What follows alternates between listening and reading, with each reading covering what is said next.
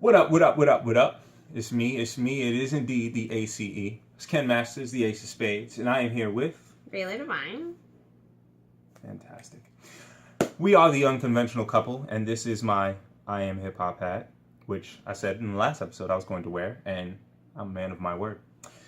So, anyway, I'm going to jump right into it, and I'm going to ask you guys a very simple question. If you knew somebody didn't like you, would you expect them to help you? No.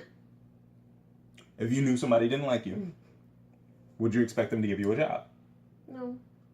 If you knew someone didn't like you, for whatever reason, whether it made sense or it didn't, or it was generationally implanted in their head to not like you, would you expect them to lend a helping hand in your time of need?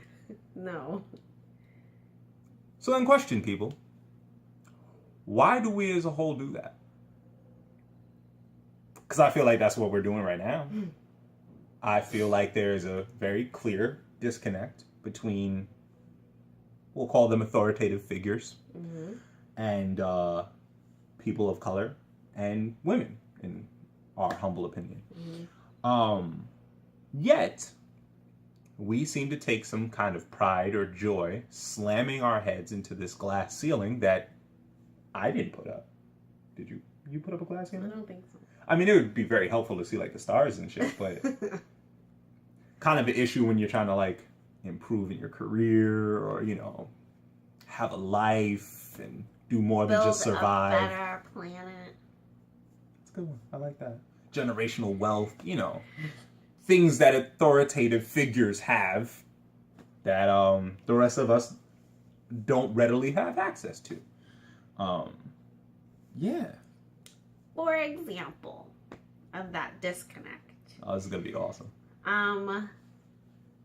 A actor, well-known actor, started out as a model. He is now an actor. Google that. Wanted to, you know, bridge this gender gap, have an open discussion to fix the gender inequality in the workplace. That seems awesome. Yes. It's righteous. Is fantastic. Yeah. This actor person, he is using his status, his platform to really, you know, deal with this issue. It's a huge issue. Like Colin Kaepernick, for instance. Yes. Yeah, you could totally put him up there. Absolutely. With a Absolutely. civilly conscious person like Colin Kaepernick. Now, exactly. What did this particular individual? I'm just gonna read a little bit. He posted this on a certain social media platform, and he said, planning on hosting a live open dialogue about gender equality in the workplace and in tech in general. That's dope. Couple of questions that I would love to include public commentary on. Cool. The first question that he lists. Very first question. What are the rules for dating in the workplace? Flirting.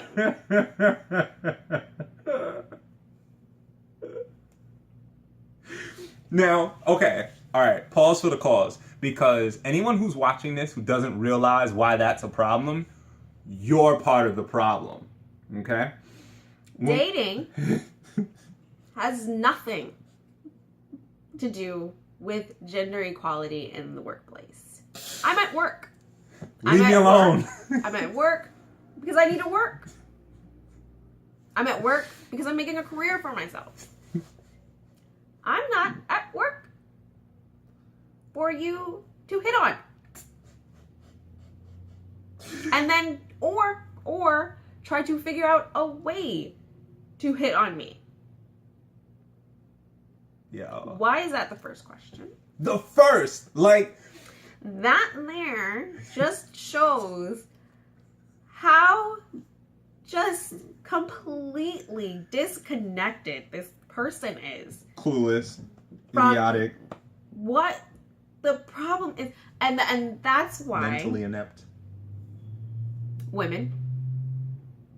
Self-centered. Chauvinistic. Just need to we have to do our own thing. We have to create our own space. We have to create whatever we're doing. Let me read another question. Oh no, because it gets better. What advice should we be giving to female entrepreneurs? Advice about what? It's not our fault. They know what they're doing. Like, there are plenty of female entrepreneurs that know what they're doing, that have gone through the same steps, created their own steps. Because they had to. Get to be successful, to get to this successful point in their lives. They don't need advice about how to be included in the workplace. That's not... No. This is just a perfect example of why certain groups, people of color and women, need to just do it ourselves. Because we really cannot depend on anyone else. We have to build a community together and not compete with each other. Because I know women, for some reason, don't always get along. And we're always competing. And I see that in a lot of communities of people in color, Black people in particular. This is not a competition. Again, as I stated last week, I am tired. Honestly, like I said, this banging our heads against the glass ceiling thing is not working. It's not working. Okay. We need to go around it. There are people of color. There are women of color who have been successful in this system. Law of averages. Yeah, that's going to happen. But it's too few and far between. Right. There are not enough opportunities, enough real opportunities for these people. So we need to create it ourselves. Please stop looking for approval where we know we're not going to find it. Makes sense. We need to create it. We need to support it. And support it. Yes. Yes. There are a lot of people creating it. But there's not enough people supporting it. We have to support indie artists. We have to support small businesses. It's not that hard. Okay, maybe it's not as convenient, or maybe it's a little more expensive, but there's more to it than that. Because if we don't start supporting it now, it's never going to happen. We're never going to get to that next level that we keep hitting our heads against. Yeah. Honestly, at this point, we know what it is now. You know, this is not back in the day. This is not the 50s and 60s where, it was just whispers amongst people in their home. This is on the internet. This is all over social media. We know what the situation is. We know where the discrimination lies. Now, and this is the fun part, we actually have to do something about it. So what are you going to do? And with that, we bid you a fond adieu.